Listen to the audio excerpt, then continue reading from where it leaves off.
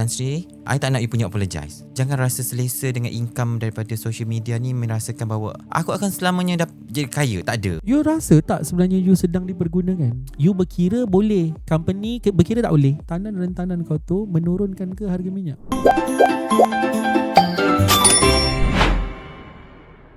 Hai, Assalamualaikum warahmatullahi wabarakatuh dan selamat sejahtera. Bersama saya Papa Yen dalam T-Podcast untuk episod yang ke tak tahu berapa. Tapi episod lah. Dah ribu dah kan? Dah ribu dah. Ribu. Selamat datang kepada Haris. Hai. Muar Kelantan. Muar Kelantan tetap. Hari tu jalan-jalan dekat apa? Festival buku. Rupanya ada orang tegur Muar Kelantan. Muar Kelantan ada. Ada. Ya Allah, kenapa Muar Kelantan? Sekarang ni you asal mana? Memang Kelantan lah. Tak ada. Tak ada kena-mengena Kelantan. Dalam family tak ada Kelantan. Cuma macam you mengambil watak Muar Kelantan tu, mengambil inspirasi, menyerap roh Kelantan tu sebab Kelantan pernah dikecam. Wow. Haris, we go to the main topic lah. Apa isu tentang kerja? Apa pendapat you tentang orang yang bekerja, gaji dia begitu tapi job scope dia melebihi apa yang dia dibayar? Kalau for me, kalau bekerja melebihi daripada apa yang sepatutnya kita dibayar, itu tak worth it lah. Work-life balance, dia takkan ada. Sebab kita takkan rasa best, kita takkan rasa puas at the end of the month. I tak tahulah you pernah tengok atau tak podcast Mak Noh. And Mak Noh cakap benda yang sama. Mak Noh kata, kita selalu mempertikaikan macam, mungkinlah adik-adik yang baru kerja ni, dia mempertikaikan macam job scope dia tak sama macam apa yang dijanjikan.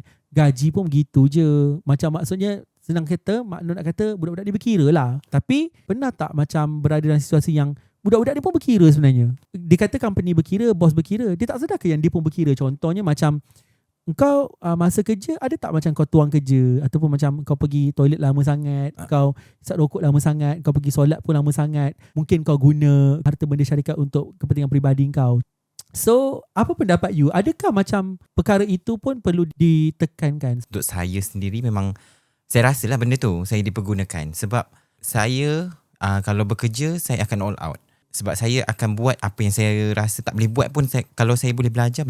I sekarang bekerja sebagai event and entertainment manager untuk semua outlet lah. I punya expertise is event management. Before this, I was a operation punya head lah. So I change my position start this year.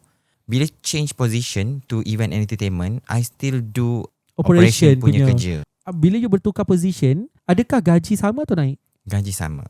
I accept sebab bila dia cakap event and entertainment, waktu I tanya tu, dia kata you dah tak buat kerja operation. So I macam, sebab kerja operation is very hard. Sebab I nak kena handle managers, I kena handle staff, supervisor semua, training, ordering. I kena monitor everything, kena monitor outlet. So sekarang I event entertainment, I just focus event entertainment. At first management kata tak apalah, you tolong dululah cover untuk operation. Okay. So I macam okay lah, tak apalah, selagi mana tak dapat lagi orang yang ganti I punya position lama kan. So I macam okay lah, tak apa, I buat dulu. Second month tu I dah macam complain lah. I complain ke HR, mana orang yang kena ganti tempat I ni? Tak ada. Lepas tu diorang kata still searching. And then bila dah ada, susah sangat ke Ben nak cari orang yang jawatan position you tu? Sangat susah. I bukan nak merendahkan siapa-siapa yang ada dekat kita punya company lah. Tapi for now, I dah kerja almost 4 tahun pun memang tak jumpa lagi orang yang boleh kata you punya job scope tu. Kecuali my manager lah. I punya manager tu memang buat kerja I buat kerja dia. So dia pun boleh buat kerja I. So kita orang dorang je yang ni. Okay, so apa HR cakap? So HR cakap sekarang kita still lagi searching. Masalahnya sampai bulan yang sekarang, bulan berapa? 7. Tak habis lagi lah searching? Tak habis lagi. You rasa dia orang search tak? Tak. For real. I sendiri tanya HR director. I tanya, is it someone yang ada akan replace my position? Okay, dia kata macam ni. Why not you change back your position? Okay, I cakap boleh. Tapi win-win situation lah. So I tak boleh accept I punya gaji lama. I cakap macam tu. Sebab waktu HR director cakap macam tu, I pun cakap macam tu. And then my manager kata, you still need to do event and entertainment punya JD, job scope. Apa ni? Macam, aku ni nak belah badan aku ni berapa? 10? Ayo. Dalam tempoh berapa lama you tukar position tu? Actually, start daripada I sign daripada awal tahun. Oh, ya ke? Memang I dah buat dah pun. And then sekarang, baru I macam start untuk mogok lah. Dia bukan macam mogok, kita macam nak bagi Dia kesedaran. dia macam ni, mungkin bukan mogok, dia lebih kepada macam you dah burn out. Ya, sebab I buat event entertainment, I nak kena planning. Lepas tu I bukannya I seorang buat kerja, I kena discuss dengan marketing company, I kena discuss dengan sales untuk dapatkan macam mana nak dapatkan ni. I kena present, and then I kena jaga operation. So not fair lah. Sebab sebelum ni I jaga operation, I just handle macam light je. Macam buat ni lah.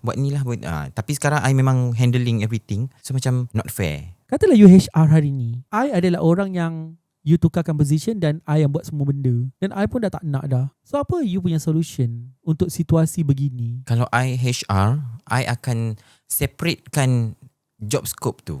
Sebab sekarang I buat kerja admin, sekarang I buat kerja operation, sekarang I buat kerja report semua, report admin lah, and then event entertainment. So should be I punya position lama kena ada at least lah ada 2 orang ke 3 orang. To be honest, memang dekat ruang komen nanti orang akan mencemuh you. Orang akan kata macam, bodohnya kau ni, kenapa kau terima je benda tu tau. Okay, so I nak tanya, is it harmful kalau you tak buat semua tu dan you fokus pada kerja you saja? Okay, at first yelah macam company cakap lah, kita orang tengah searching sebab I kena handover sebab kerja tu banyak kan. So I kena, tapi sebenarnya daripada you handover, you yang buat. Kena buat juga lah. So I cakap better cari awal-awal lah. Sebab tukar position awal tahun ni, I dah cakap lah daripada last year. And then I cakap I kena handover. So I takkan buat kerja lama. And I dah inform my manager pun I takkan buat dah. First 3 weeks after I change my position tu memang I tak buat. Sampailah my manager kata, Haris, you still need to do. Sebab tak ada lagi orang yang ada replace untuk your old position lah. So I pun cakap, okay tak apalah, I tolong. So tolong dalam sedar tak sedar rupanya dah sampai bulan 7. You rasa tak sebenarnya you sedang dipergunakan? Rasa. Then you tak ada apa-apa tindakan lah, macam luahkan ke? Atau Ada je. I luahkan and then sampai I ambil MC. Faham tak? Kita macam tunjuk je lah. Kita tunjuk kita berapa kali? Ini daripada bulan bila? Daripada bulan 4 macam tu. Daripada raya. Tahun lepas ni? Raya tahun Okay. Apa dia orang punya respon ketika kali pertama you luahkan? At first, I luah kat my manager dulu lah. Dia kata, I'm so sorry on behalf of this company. Dia katanya. Lepas tu, I pun cakap macam, I don't want your apologize. Apology ni apology tak menyelesaikan masalah. Sebab I cakap kat dia, this is a company solution. Company punya problem lah. Company kena solve benda ni. So company kena carilah orang siap-siap sebelum I hantar surat. Betul. I memang beritahu, sebelum I hantar surat, better you guys cari orang. Sebab once kau resign, Dek, kau dah tak dapat balik dah. Company betul. memang takkan ada replacement. Itu I cakap tadi. Then kalau you tak ada, so what they will do? Nak tak nak dia kena cari juga berganti kan? Betul. Okay, my manager macam dah tak boleh nak counter. Sebab sebelum ni dia kata macam, tolonglah. So I memang dah strict sekarang. I memang tak buat. So contoh macam check sales untuk outlet. So ada 21 outlet, I kena check every night. Selepas pukul 10 malam. Sebab ada orang closing lah. So kadang-kadang mungkin drag sampai pukul 12. Which is I balik mungkin pukul 5.30. Malam kena buka phone, kena check sales. Betul. Which is dah mengganggu I punya ni lah. Dan jadual harian kau, hidup kau. In terms of tolong tu dah jadi macam habit pula. Dah jadi peluang untuk company ambil kesempatan. So I pun macam I tak nak buka phone. After I balik, I memang tak buka phone. Start daripada situ, sales tu jadi lambat hantar. Sebab my boss yang kena hantar. So dia pun banyak juga kerja dia, which is I tolong dia sebelum ni. So bila sales lambat, owner sendiri datang jumpa I. Dia try macam slow talk. Dia cakap okay. Dia tanya kenapa. Lepas tu I cakap lah, I'm facing so many issue within this company. Salah satunya daripada HR. HR sendiri yang tak nak hiring. And then ada issue related dengan purchasing, which is I pun pening juga. Sebab yelah, event entertainment kan. Tapi benda ni tak solve pun daripada dulu lagi. Owner dia sendiri yang cakap apologize. I pun cakap balik, Tan Sri, I tak nak you punya apologize. Sebab you punya apologize takkan change takkan change anything pun. Tak menyejukkan hati pun. Tak menyejukkan hati. Lepas tu terus dia cakap okay, change balik your position to operation. Just focus on operation, event entertainment, just hire somebody, dia kata. Kenapa tak bagi you kekal dekat event tapi bagi orang lain buat operation lah? Even tu kita orang pernah kira macam tarik lah someone daripada manager ni untuk backup I dulu. I punya boss, so I assistant dia. So ada lagi seorang assistant dia, tapi dia tak boleh go. So kita ambil orang lain yang ada potential. Dia pun tak boleh go. Faham tak? So bila dah 2-3 orang yang kita try daripada orang yang ada, yang dah bekerja lama dekat company ni, tak boleh go juga. So maksudnya tak boleh lah. Kena cari orang yang betul-betul kuat. Sebab I jenis macam, kalau I nak tu, I nak tu. I rela bergaduh dengan HR ke, purchasing ke, sales ke, marketing pun I memang gaduh. Kalau gaduh lah. This issue is very different dengan apa yang Mak Noh cerita. Kenapa I petik Mak Noh tadi? Sebab I takut orang salah faham yang cerita you ini adalah berkisahkan tentang you berkira boleh, company berkira tak boleh. Ini bukan cerita pasal tu. Ini cerita pasal how company take advantage dan how company mempergunakan dan mempergunakan skill yang ada pada staff secara berlebihan tanpa keluar duit banyak. To be honest, I memang ada masalah dengan isu begini. Maksudnya entity begini. I memang tak boleh. You pernah tak dengar cheapskate? Cheapskate maksudnya macam benda nak banyak, nak mewah tapi tak nak keluar duit. Maksudnya kau kedekut. Sengkit. Sengkit macam tu kan. Macam bagi I lah, macam a big company, company yang memang ada staff yang ramai ataupun macam orang kata revenue yang memberangsangkan, I don't think it's a harm untuk you spend a little bit untuk hire staff, beberapa orang untuk delegate the work. Untuk you kerah seorang sahaja untuk buat semua benda, I don't think it's appropriate. You macam menggunakan tenaga kerja orang ataupun kudrat orang secara berlebihan tanpa rasa bersalah sebab you tak bayar dia mengikut apa yang dia perlu buat. Okay, itu bahagian company lah. Dekat bahagian you pula, kat sini memang orang akan kecam jugalah. I faham je you memang empathy dan simpati you tinggi. You nak tolong orang benda semua kan. Tapi akhirnya memakan diri you. I believe this is not about gaji pun. Dia macam kalau gaji kau banyak ataupun gaji kau sikit, kalau kerja tu bukan kerja kau dan sampai memudaratkan diri kau, of course kau pun tak nak. Walaupun gaji kau RM10,000, betul tak? Betul. It's not about gaji dah sekarang. Dulu mungkin Sekarang macam, yelah kalau pasal gaji, tak adalah kau terima tukar job scope, tukar job dengan gaji yang sama kan. Kalau gaji adalah perkara utamanya pada ujung harinya, you memang okay je bekerja di situ. Sebab I tak pernah dengar pula you membebel pasal klik you toxic ke apa ke. I don't think manager you ke Tan Sri yang you cerita apa semua tak ada toxic pun. Tak ada. I believe HR pun dia bukan toxic. HR ni tak ada choice. Ya. Dan macam dia pun terikat lah dengan management dan juga operation ni. Dan sekarang you berada di fasa you sebenarnya tertekan dengan environment. Let's talk about money, gaji kan. Kalau you cerita okay, you kekal berada di situ sebab gaji. Gaji pun mungkin gaji dan mungkin environment sebab I punya boss memang sangat baik dengan I lah, dengan manager which is dia punya team. Tapi kalau dia dengan management, dengan HR ke, dia akan hentam, dia memang hentam terus. Faham? Sebab dia memang trust kat you. Kalau dengar daripada cerita, dia pun memang takut kehilangan you, of course lah, sebab akan menyusahkan dia. Ya, betul. Sebab kehadiran you memang menyenangkan dia dan I believe dia pun adalah seorang yang baik dan menjaga kebajikan you. Cumanya itulah, sebab kita tak boleh nak please other people berlebihan kan. I pun faham you mungkin burn out dan potensi untuk you belah daripada company tu sangat tinggi. Okay, pada awal-awal you masa kerja dulu, katalah kalau macam diberi penjelasan atau briefing dengan jelas, you rasa akan situasinya akan berubah? Mungkin akan berubah dan I rasa lah mungkin sebab company ni dia mengamalkan konsep old school. Kalau kau boleh buat, kau buat. Start daripada situ lah kita macam, okay, contoh macam kerja I bukan melukis, tapi I pandai melukis. So dia orang akan tanya, Haris, pandai lukis tak? Oh, pandai? Oh, boleh tak lukis kat dinding ni dulu? Oh, boleh? Okay, lukis kat dinding ni. Time tu lah dia akan puji, oh, thank you so much Haris, ni very good apa semua. Nanti tiba-tiba, Haris, I want to invite you to go outlet ni. Boleh tak you lukis macam ni pula? Lepas tu lukis macam ni, buka outlet ni lukis. Contohlah lukisan lah. So dia jadi macam, oh, job scope aku punya. Slowly dah jadi job scope kau. Yes. Faham? Lalu I cakap, oh, I boleh buat ni. Tak apa, I boleh buat ni, I boleh tolong. Okay, I. So kesilapan you yang seterusnya adalah you menunjuk semua benda you boleh buat. Patutlah Gen Z sekarang tak nak buat, tak nak. Dia tak nak buat. I need to learn from Gen Z. Betul. Actually banyak je benda kita boleh belajar dari Gen Z tau. Okay. Sangat banyak. Gen Z ni dia ada satu sifat yang bagi I, dia sayang diri dia dulu. Dia sayang diri dulu, dia memang akan jaga diri dia dulu, dik. Kebajikan diri dia memang akan jaga. Minta maaf cakap. Cumanya dekat bahagian Gen Z ni, dia orang belajar pun daripada millennials yang dia orang tengok. Maksudnya macam, aku kalau dah kerja nanti aku tak nak jadi bodoh macam ni. Aku kalau dah habis belajar, dapat kerja nanti aku tak nak jadi bengap macam ni. Macam tu kan. So kita pula jadi macam, terima, dik, tunduk. Terimalah. Kita lah bengap yang dia kata. Kita lah punya kita lah bengap tu. Rupa-rupanya kita lah bengap tok Kita lah bengap dalam topik dia tu. dalam topik dia. Oh. I tak tahulah you, tapi Hmm. I pula jenis yang let's say kalau I dah tak okay dengan environment tempat kerja tu, I terus belah dan tukar. Bukan position je aku tukar, bukan tukar company je, aku tukar sekali niche kerja aku. I kan suka mengajar dulu. So Yeah. I ada masalah dengan college dekat tempat I jadi lecturer tu. I resign, I terus jadi agent full.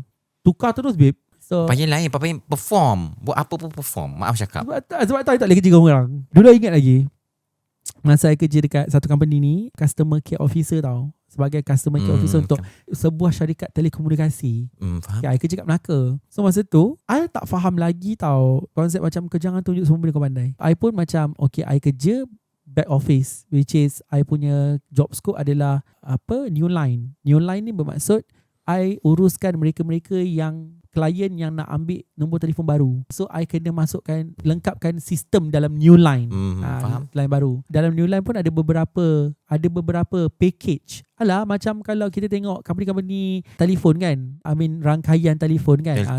Telco. So setiap nama jenama tu, kalau plan postpaid dengan prepaid kan ada plan-plan dia, ada berbeza-beza. RM80 dapat apa, RM88 dapat apa macam tu. So samalah. So macam package yang new line ni, kalau dia ambil package contoh RM45 sebulan, ada apa dalam tu? Aku yang masukkan benda tu. I masukkan data tu. Faham. Let's say ada sekali dulu, ingat tak, yang tiba-tiba macam kenapa aku punya ringtone kena tolak sebab ada caller ringtone ni, aku tak pernah ambil caller ringtone pun. Kesilapan teknikal daripada orang yang masukkan dalam sistem lah. Lepas tu pernah tak dengar macam tiba-tiba bil kau kena charge mahal tapi kau tak pernah apply benda tu. The glitch is there. Maksud orang yang masukkan dalam sistem tu, benda-benda yang package yang tak ada kena-mengena dengan kau, tiba-tiba ada dalam tu, kau tak apply pun. So I kerja I adalah itulah. Maksudnya memasukkan data dalam sistem kan. Memasukkan glitch ke? Tak. Masukkan data yang betul lah. Sekali macam dia dah macam jadi contoh macam benda-benda yang orang tahu aku ni pandai menyanyi ke, pandai berpidato, benda semua. Posting ke apa Akulah. Tapi nasibnya I memang kerja so tak sampai pun setahun. Memang 6 bulan je kontrak. Lepas 6 bulan tu tukar kerja. Dan I kerja pula sebagai event manager dekat sebuah theme park juga kat Melaka. Pun dia ambil kesempatan juga. Macam dia tahu kita ni boleh kan. Tapi dah ambil kesempatan, babe, siap curi duit, solat duit. Kita ni penat ni bawa masuk crowd. Duit tiket hilang. Masih potong gaji ke apa? Tak, memang duit tiket hilang, duit jual-jual hilang. Sebab yang ada dekat dalam tu, yang ada qualification, I dengan kawan I seorang je. Yang lain semua SPM pun tak ambil. Kenapa? Sebab kawasan itu kawasan itu adalah kawasan naungan orang politik. Jadi yang bekerja dekat dalam tu diambil because of bukan qualification, tapi sebabkan dia adalah orang kuat politik seseorang. Orang dalam lah. So macam benda tu I fed up. I pula macam takkanlah sebabkan aku seorang aku nak ubah everything kan. Dan takkanlah macam aku nak hasut semua orang berhenti macam tu. So apa yang I buat? I berhenti. So at the end of the day, I tidak lagi bekerja di bawah orang. So I jadi agent takaful. Kalau aku problem lah. So gitulah untuk I ukur diri I ni. Contoh macam you kerja ni dah berapa kerja dah? Maksudnya lepas you grad, berapa banyak kerja you kerja? More than 6-7 macam tu lah. Maksudnya daripada awal you grad tahun 2018. 18, 19, 20, 21, 22, 23, 24, 25. 2018 sampai 2026 6 kerja lah. I grad 2015 sampai 2017 8 kerja. So ada rasa aku yang problem ni. Even my mom pun cakap, kau ni Rin, kalau kau jadi agent ni, kalau kau tukar juga, kau problem. Sebab kerja bawah orang, aku boleh je macam like cakap orang atas problem ke semua. Pada sebenarnya memang problem. Pada sebenarnya memang problem pun. Tapi dah 8 kerja, of course lah kalau aku interview tempat lain, HR akan cakap aku yang problem betul. Betul. So bila I jadi agent, I buat sendiri. Kalau I tak ada klien, I yang tak dapat duit. Kalau I malas, I yang tak dapat lah. So my mom cakap lah, kalau kau tukar juga, maksudnya kau lah problem. So alhamdulillah ni tahun ke-10 dah I jadi agent. So maksudnya bukanlah aku problem. Mungkin kita ada problem. Mungkin lah, adalah sikit-sikit. Ada. Tapi bukan isu yang kena berhenti kerja tu. So maksudnya masa aku kerja 8 kerja tu, aku bukanlah buat cerita. Tapi kan masa kita grad, you pernah mengalami macam recession time? Maksudnya kegawatan ekonomi sendiri. Maksudnya you tak ada duit. Pernah je.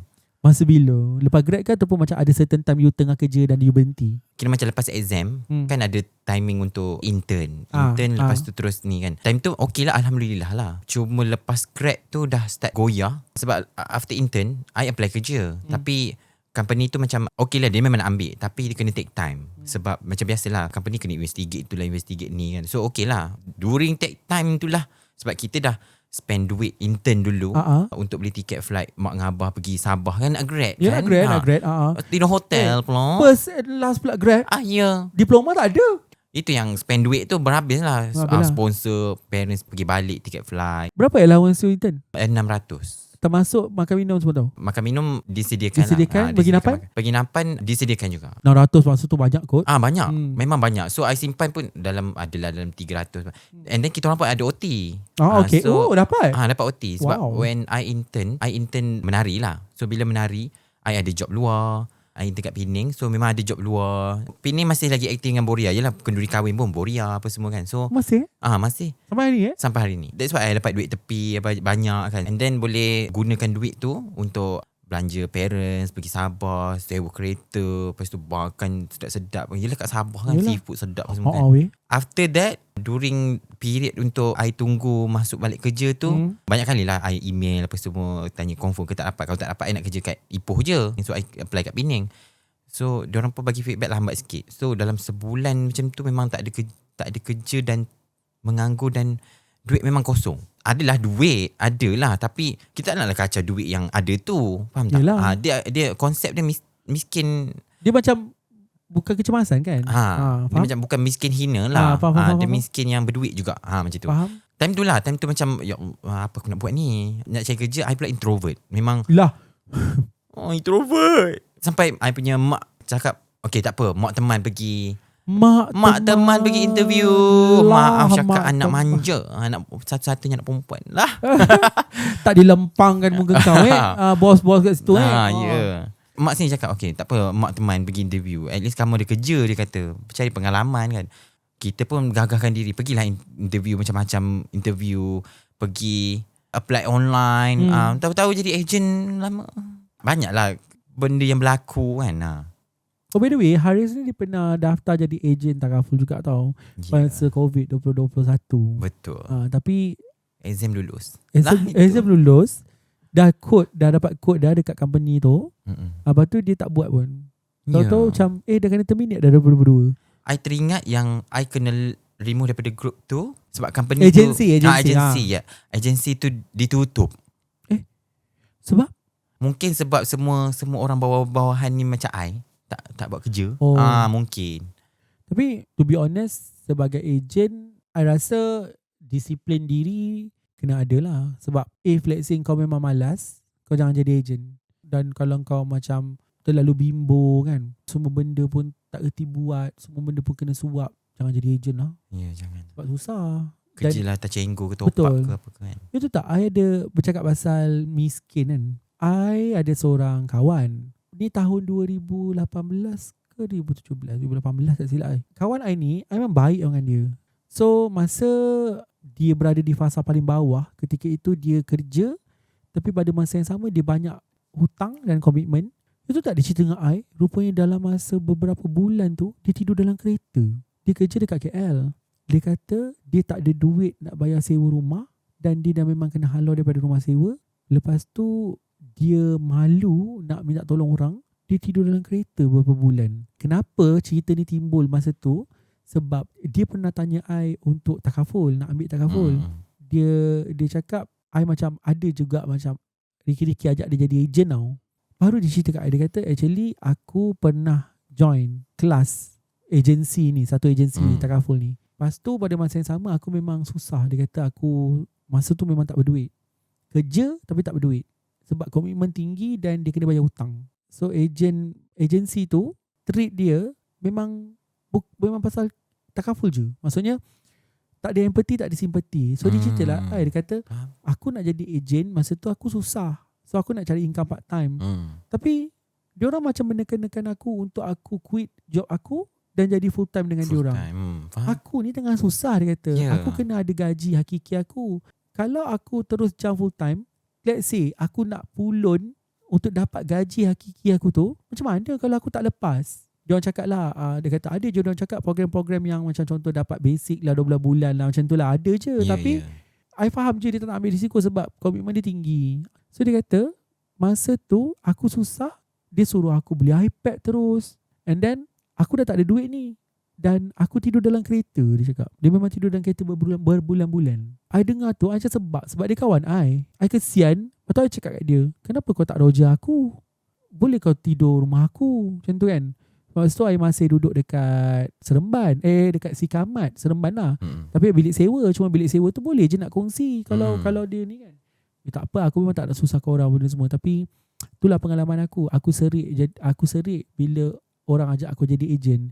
Sebab bila aku pergi, dia orang macam bukan nak empathy, simpati, bukan nak guide ke apa benda ke, dia orang suruh aku quit, dia orang suruh aku resign, dia orang suruh aku kerja full time benda semua tanpa melihat kepada situasi aku yang berkomitmen macam tu. So macam I pun dah tak ada ajak dah. Sebab I faham je dia punya trauma kan. Tu lah kerja kesian. Ya, sangat kesian. Zaman sekarang ni macam masih ada lagi.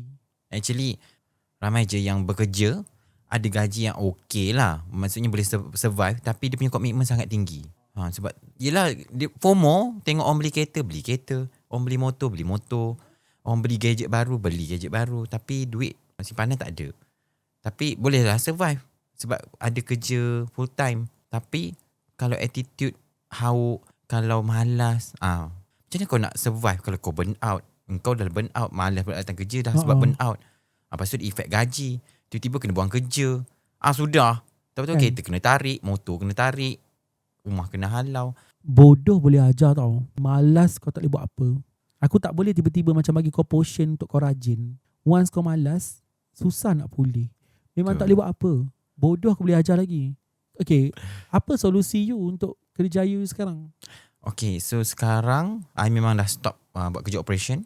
I just focus on event entertainment. Tapi bila I focus on event entertainment, dia akan jadi issue which is company akan put 100%, maksudnya dia bagi kepercayaan 100% untuk I untuk handle everything untuk event entertainment. So it's a bit pressure untuk I jugalah, which is I belum lagi handover apa-apa untuk operation. Dia macam tak fair lah untuk ni kan. Sebab I nak juga rasa puas macam okay, aku lepaskan segalanya untuk engkau, baru I akan rasa tenang dan I boleh fokus. Sebab sekarang still lagi ada a few people yang akan tanya I, hari ni macam mana you punya manager tak ada, you boleh tak sign untuk approval? So I memang cakap dengan HR director lah. I memang terus dengan dia, I terus discuss dengan I punya manager. I cakap memang kena hire, even though you guys nak ke tak nak, depends on you. Tapi kalau I tak ada one day, kau pandai-pandai lah. I punya manager ni kesian juga kat dia sebab dia terikat dengan HR ni. And terikat dengan I juga. I nak macam ni, nak orang lain. Tapi HR tak nak bagi dia sebab kan costing lah apa semualah, tak nak ni kan. HR pula terikat dengan management, which is kita punya bos-bos yang tinggi-tinggi, GM apa semua ni, ada yang buat apa Haris boleh buat. Buat apa yang ni, bahagi je tugas ni kat orang ni. Solutionnya is berhenti kerja je lah. Tapi susah lah, komitmen kita yelah, tinggi sebab juga komitmen kan. dah ada. Lepas tu macam kadang-kadang orang ni pun macam resign je. Kan orang cakap senang kau cakap kan. Senang kau cakap. Lain lah kalau macam resign tu komitmen kau ada orang bayar. Ataupun kau dah ada income lain. Okay, dia macam ni, ada orang bayarkan ke, ada income lain ke, atau memang simpanan you cukup untuk tampung hidup you 6 ke 12 bulan. Macam let's say gaji kau 5, so setahun 60,000 kan.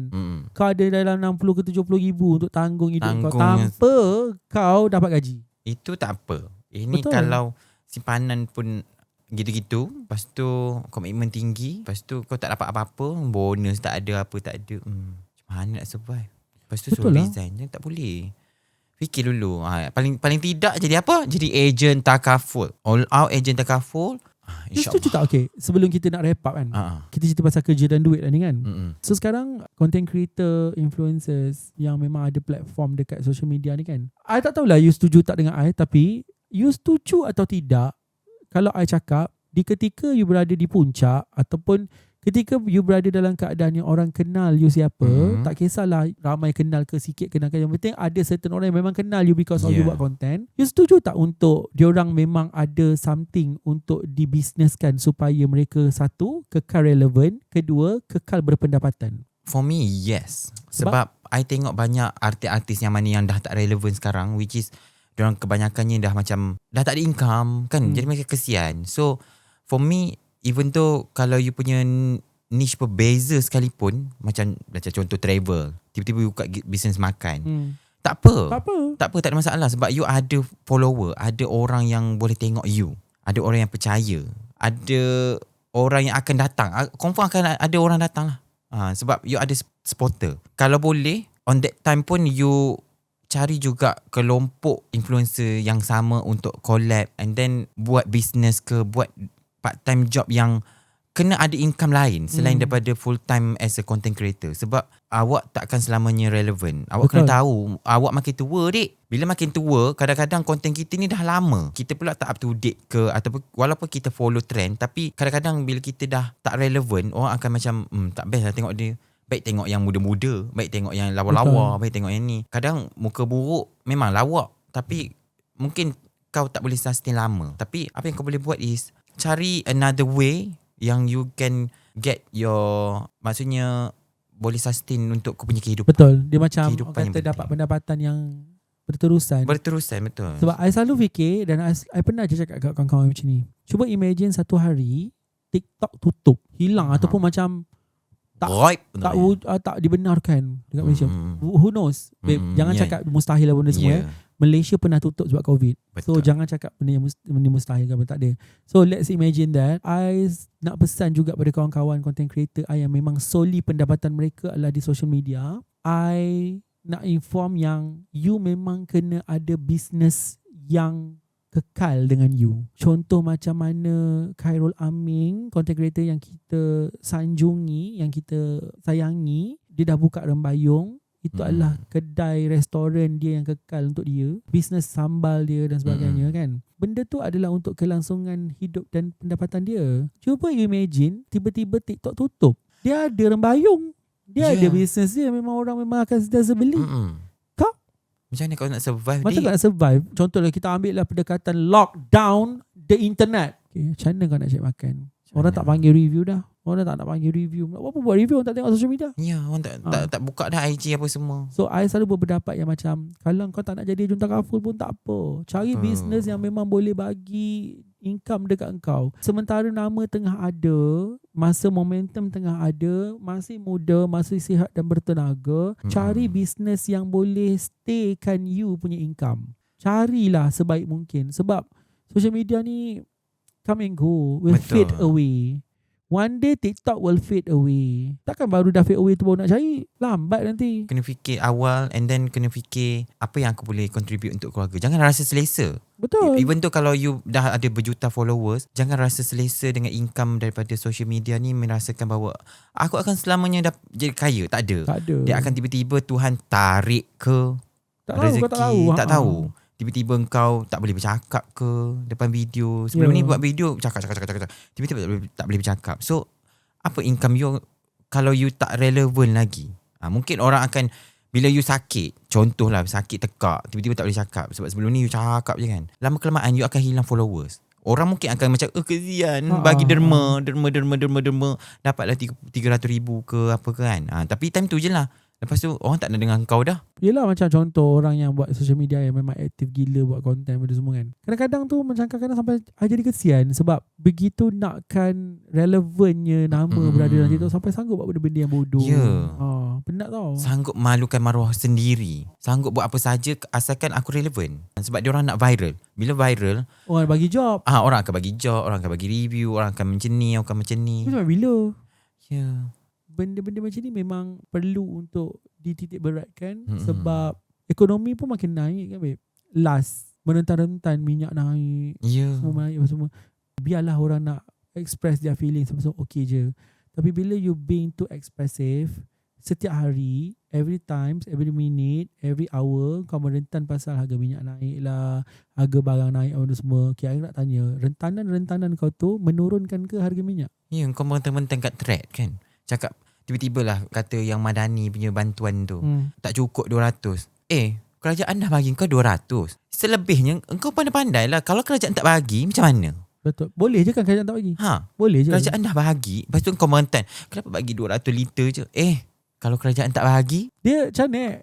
Sebab tu apa solution kau kan macam tu? Sebab tu daripada engkau naik darah, bising merentan, benda-benda tu naik pada semua, takkan menurunkan pun. Daripada kau naik darah, baik kau naikkan income kau. Ya. Baik kau ada kesedaran diri tu macam aku rasa aku dah kena berubah. Aku dah kena naikkan income aku. Betul. Second income is very important. Second income ni bukanlah kita nak menggalakkan you macam apa, kerja berlebihan. Bukan. Tapi at the end of the day, kerja berlebihan tu dapat kau duit banyak. Apa salah? Kau akan happy. Betul. Bila duit berkepuk-kepuk dalam akaun. Engkau penat ni. Balik nak tidur, buka akaun bank tu. Buka akaun bank ada 500,000. Engkau lena tak tidur? Lena. Memang kau penat. Tapi berbaloi kan? Tapi berbaloi. Tapi kalau engkau kerja on time, balik pukul 5.30. Lepas tu ni bila nak tidur tengok baki akaun, Allah, RM12. Esok nak top up. Kau pun dah tak ikhlas nak kerja. Dah tak best dah. Dah tak best lah. Nak tidur pun tak lena dah. Esok nak macam mana nak survive, nak makan apa apa semua. Kepada mereka-mereka di luar sana, I really hope that you bekerja mengikut spesifikasi dan job scope you. Betul. Terima gaji yang setimpal dengan kerja you. Jangan tunjuk terlalu pandai. Bukan nak kata sorok skill ke apa, tak. Cuma kau kena hormat diri kau. Kalau kau tak hormat diri kau, which is bila orang suruh kau buat tanpa pendekatan gaji lebih, kau pun macam burn out sampai tenaga kau hilang pada semua, itu maksudnya kau tak hormat diri kau. Kau kena hormat diri kau dulu, baru orang akan hormat kau secara auto. So as netizen kat sini, I mewakili lah kan, dah tanya Haris macam-macam tadi. So I really hope that semuanya dipermudahkan bagi you. So I believe that semua ini ada sebabnya, which is you diduga dengan buat kerja banyak sampai burnout semua. I believe ada je benda baik. Mungkin lah kok you kerja lain lepas ni dah ada skill tu. Dah macam you tak cakap pun you ada skill tu. Okay lah, you buat lah, so I naikkan gaji you. Who knows kan? Kita pun tak tahu. So itulah dia. I really hope that you dipermudah urusan, and semoga you dapat kerja yang baik dan setimpal dengan apa yang you pandai dan setimpal dengan gaji. Yang penting 1 million next year. Thank you so much, Haris. Thank you so much kerana menjemput sampai ke sejauh-jauh ini. Jauh. Ke pelusuk Sendayan. Okay, thank you so much guys. Saya Papayin. Dan saya Haris. Thank you for watching the podcast. Bye. Bye.